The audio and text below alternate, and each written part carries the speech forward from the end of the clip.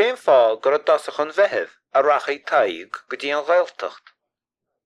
Is saoire na tehósta an tamsin. Cheart a haig éon rud a dhéanamh inis. Ba cheart? Ba cheart ó socrithe a dhéanamh láireach buil. Céim fá gur cheart ó socrthaithe a dhéanamh láireach buil. Nach níonach sé an gnó uair éigin eile. Ní dhéanach. Ní dhéanach an éachor. Déitoch gach éon áit a bheith áirithe ball. Conas a dhéanamh sé na socrthaithe. I dasach, joo sin bhfuileog faoi le atá an a dhéobh saoire sa ghailtecht.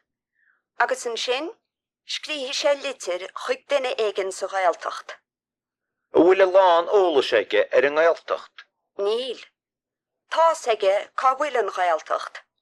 Agus tás aige go labhraítear gailgeán, ach ní lean aige ar éon duine an.